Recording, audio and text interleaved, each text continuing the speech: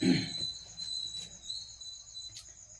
Friend, कैसे हैं आप लोग। स्वागत है आप सभी को हमारे यूट्यूब चैनल मां सरस्वती कोचिंग सेंटर में। और आज के इस वीडियो में आपके लिए लेकर आया हूं एक रोचक कहानी। कहानी का नाम है, जिस कहानी के बारे में हम चर्चा करेंगे उस कहानी का नाम है सोच में बदलाव कहानी। आज जो कहानी के बारे में हम चर्चा करेंगे उस कहानी का नाम है सोच में बदलाव। कैसे हम अपना सोच में बदलाव कर सकते हैं, उसी से संबंधित एक कहानी हम बताने जा रहे हैं इस वीडियो के माध्यम से। तो उम्मीद सभी से करते हैं कि आप सभी स्वस्थ होंगे, मस्त होंगे और ठीक होंगे। लेकिन आप सभी से यही कहना चाहेंगे कि हमारे वीडियो के अंत तक बने रहें और अगर वीडियो पसंद आए तो लाइक करें, शेयर करें और सब्सक्राइब करें। अगर पसंद नहीं आए तो वीडियो को डिसलाइक करें, लेकिन वीडियो को अंत तक जरूर देखें, बीच में कोई भागिएगा नहीं भाई साहब। तो हम कहानी का शुरुआत करते हैं। रामू एक गरीब किसान था। एक व्यक्ति था, उसका नाम रामू था, जो कि बहुत गरीब था। रामू एक बहुत गरीब किसान था। उसके 3 बच्चे थे। और रामू के कितने बच्चे थे? 3 बच्चे थे, 2 लड़के 1 लड़की। रामू के पिता भी उसके साथ रहते थे। रामू के माता पिता दोनों रहते थे। रामू को अपना परिवार चलाने में बड़ी तंगी का सामना करना पड़ता था। और रामू को अपना परिवार चलाने में बड़ा तंगी का सामना करना पड़ता था। रामू ज्यादा पढ़ा लिखा नहीं था। और रामू क्या था? ज्यादा पढ़ा लिखा नहीं था। उसके माता पिता और पत्नी अशिक्षित थे। और रामू के माता पिता और पत्नी अशिक्षित थे। रामू के गांव में बेटियों को पढ़ाया लिखाया नहीं जाता था। और रामू किसान जिस गांव से बिलोंग करते थे, जिस गांव में रह रहे थे, उस गांव से यानी कि कोई अपना बेटियों को स्कूल नहीं भेजता था पढ़ने के लिए। वहां का बेटियों को पढ़ाया नहीं जाता था। गांव में उन्हें बोझ समझा जाता था। और बेटियों को, रामू किसान के गांव में बेटियों को एक तरह का बोझ समझा जाता था। रामू के दोनों बच्चे अब बड़े हो चुके थे। और रामू के दोनों बच्चे अब क्या हुए थे? बड़े हो चुके थे। रामू ने उनका दाखिला सरकारी स्कूल में करा दिया। और रामू ने उनका दाखिला क्या किया? उसका नामांकन सरकारी स्कूल में करा दिया। स्कूल में करा दिया। जब रानी की उम्र पढ़ाई के लिए हुई तब उसका नाम विद्यालय में नहीं लिखाया। जब रानी का उम्र पढ़ाई का था उस समय विद्यालय में नाम नहीं लिखाया गया। अध्यापकों के कहने पर रामू कहता, बेटी पढ़ लिख कर क्या करेगी। स्कूल के जो अध्यापक थे, बहुत कहने पर कितना समझा के देखा रामू किसान को, लेकिन वो एक ने माना। रामू का सोच यही था, सोच उसका बिल्कुल गलत था। रामू का उसका यही कहना था कि बेटी को पढ़ा करके क्या होगा, बेटी पढ़ लिख कर क्या करेगी। उसका कहना यही था। रामू किसान का सोच यही था कि बेटी पढ़ लिख कर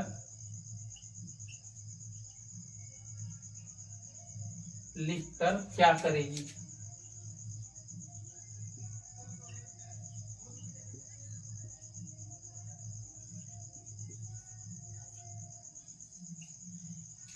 रामू किसान का यही सोच था कि बेटी पढ़ लिख कर क्या करेगी। यही प्रश्न बार बार रामू किसान का मन में घूम रहा था। कारण था, जैसा देश वैसा भेष। उस गांव में कोई अपना बेटी को पढ़ाने नहीं चाह रहा था। यही वजह था, इसीलिए रामू किसान भी अपना बेटी को नहीं पढ़ाने के लिए चाह रहा था। रामू को वहाँ के जो विद्यालय का शिक्षक सब थे कि बार बार समझाने के बाद भी रामू किसान नहीं तैयार हुआ। और रामू किसान का कहना था कि बेटी पढ़ लिख कर क्या करेगी, यही प्रश्न मन में चल रहा था रामू किसान का। बार बार यही कह रहा था रामू किसान कि बेटी को पढ़ करके क्या होगा, हम नहीं पढ़ाएंगे बेटी को। उसकी माँ भी हाँ में हाँ मिलाती थी, हाँ मिलाती और कहती बेटी तो पराया धन है। और रानी की माँ भी यही बोलती थी, पापा के साथ उसका रानी की मम्मी भी बोलती थी। और रानी जो है रामू किसान की बेटी का नाम था, यही बोलती थी आखिर करना तो उसको चूल्हा चौका ही है। और रानी की माँ बोलती थी बेटी पराया धन होती है, आखिर तो करना ही क्या काम है बेटियों को, आखिर तो वो चूल्हा चौका ही करेगी, दूसरा कोई वो काम नहीं करेगी। उसकी माँ भी हाँ में हाँ मिलाती और कहती बेटी तो पराया धन है, आखिर करना तो उसको चूल्हा चौका ही है। अध्यापकों के बार बार कहने पर रामू रानी का दाखिला करा देता है। अध्यापकों को बार बार कहने के बाद रामू क्या किया, रानी का दाखिला विद्यालय में करवा दिया।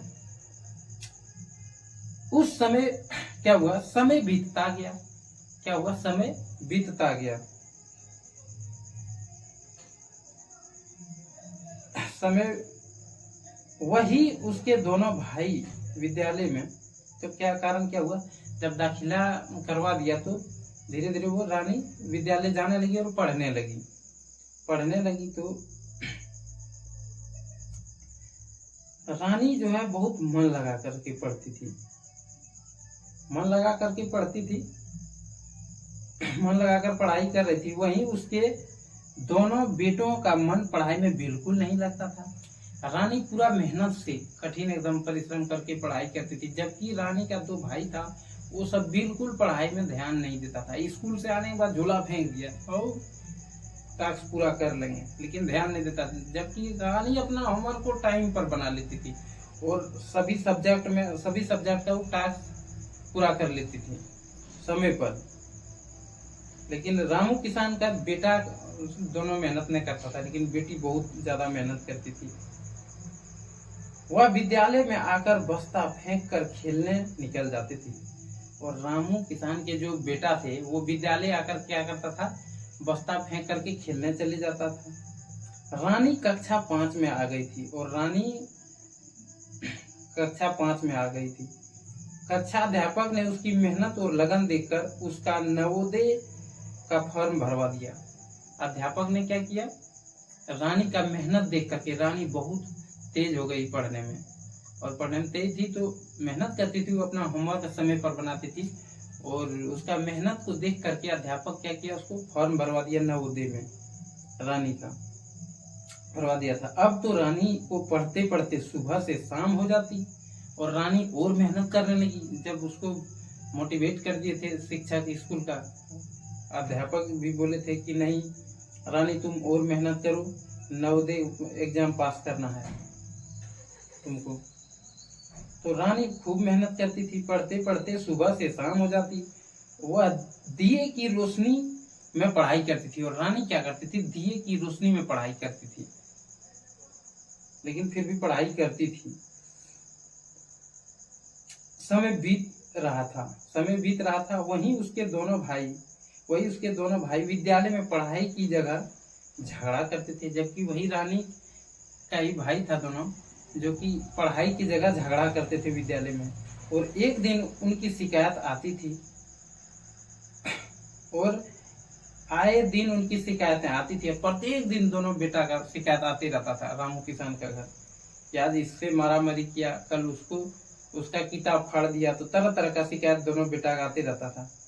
जब परीक्षा का रिजल्ट आया तो रानी ने परीक्षा न केवल उत्तीर्ण नहीं की बल्कि जिले में पहला स्थान प्राप्त किया। और जब परीक्षा का रिजल्ट आया रानी का, तो रानी ने स्कूल में प्रथम, यानी कि स्कूल में ज्यादा नंबर वो नहीं लाई, बल्कि पूरा जिला में पहला स्थान प्राप्त किया था। अब तो रानी की चर्चा चारों ओर हो रही थी, पूरा जिला टॉप कर गई रानी, इतना मेहनत करती थी। अब रानी का जो था चर्चा चारों तरफ होने लगा, चारों तरफ हो रही थी। विद्यालय में सम्मान समारोह का आयोजन किया गया, और विद्यालय में सम्मान समारोह का आयोजन किया गया, जिसमें रानी के पूरे परिवार को बुलाकर सम्मानित किया गया।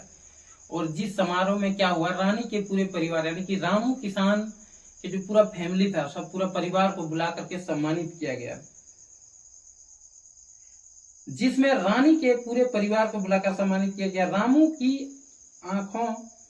की आंखों से खुशी के आंसू झलक पड़े और यह दृश्य देख करके रामू किसान के आंख से खुशी की झलक दिख पड़े।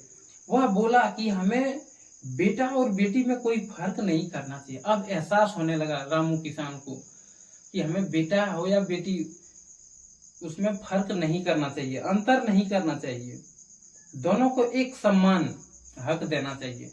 यदि पढ़ाना है तो दोनों को पढ़ाइए, कपड़ा देना है दोनों को दीजिए, खिलौना देना है दोनों को दीजिए, दोनों में अंतर नहीं करना चाहिए, फर्क नहीं करना चाहिए।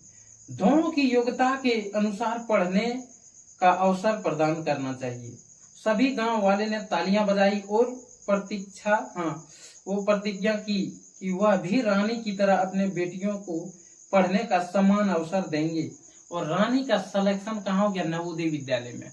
जिस रानी को उसका माता पिता पढ़ाने के लिए नहीं चाह रहा था, उस रानी ने इतना मेहनत करके दिखाई माँ बाप को और मोटिवेट करने का काम प्रधानाध्यापक किए। प्रत्येक दिन जाकर के रानी का घर में बोलते थे प्रधानाध्यापक, और क्लास टीचर को भी भेजते थे कि नहीं बोलिए। ऐसे हर विद्यालय का शिक्षक को मोटिवेट करना चाहिए बच्चों को जो विद्यालय नहीं आता है प्रत्येक दिन पढ़ने के लिए। तो प्रत्येक दिन जाकर के जागरूक करते थे कि नहीं रानी को भेजिए। तो रानी क्या हुआ, इतना मेहनत की, जब उसका दाखिला हो गया विद्यालय में मेहनत करके और नवोदय में सिलेक्शन हो जाता है रानी का। सभी गांव वाले ने तालियां बजाई, प्रतिज्ञा की, सभी गांव वाले ने प्रतिज्ञा भी की, वह भी रानी की तरह अपने बेटियों को पढ़ने का समान अवसर देंगे और बेटा बेटी में कोई फर्क नहीं करेंगे। सब गांव वाले ने प्रतिज्ञा कर लिया वही सम्मान समारोह में कि अब हम प्रतिज्ञा करते हैं कि हम भी अपना बेटी को रानी जैसे मेहनती बनाएंगे और हम भी सब अपना बेटी को, बेटा हो या बेटी, दोनों में फर्क नहीं करेंगे और विद्यालय भेजेंगे। आज सभी को सोच में परिवर्तन हो गया। तो हमें क्या करना चाहिए? हमें बेटा और बेटी में कोई फर्क नहीं करना चाहिए। इस कहानी से हमें यही शिक्षा मिलता है, यही सीख मिलता है कि हमें बेटा हो या बेटी, दोनों को समान हक दो। बेटी को अगर बेटा को विद्यालय भेजना तो बेटी को भी भेजिए और दोनों को एक समान, जैसे खिलौना देते हैं दोनों को दीजिए, उसमें अंतर नहीं करना चाहिए। तो हमें इस कहानी से हमें यही शिक्षा मिला कि हमें बेटा और बेटी में कोई फर्क नहीं करना चाहिए। उन्हें उनकी योग्यता के अनुसार पढ़ने का समान अवसर प्रदान करना चाहिए। उन्हें क्या करना चाहिए? योग्यता के अनुसार समान अवसर प्रदान करना चाहिए, बेटा हो या बेटी। तो हम चर्चा कर रहे थे सोच में बदलाव। तो इस कहानी ने क्या किया? पूरे ग्रामीण का सोच में बदलाव, परिवर्तन ला दिया। सब को प्रतिज्ञा करना पड़ा रानी का मेहनत देख करके कि हम भी अपना बेटी सबको, सब प्रतिज्ञा कर लिया गांव वाला कि हम भी अपना सब बेटी सबको पढ़ने के लिए विद्यालय भेजेंगे। दोनों में बेटा हो या बेटी, उसमें फर्क नहीं करेंगे। प्लीज दोस्तों इस वीडियो को लाइक करें, शेयर करें और सब्सक्राइब करें। फिर मिलते हैं नेक्स्ट वीडियो में। जय हिंद, जय भारत, वंदे मातरम।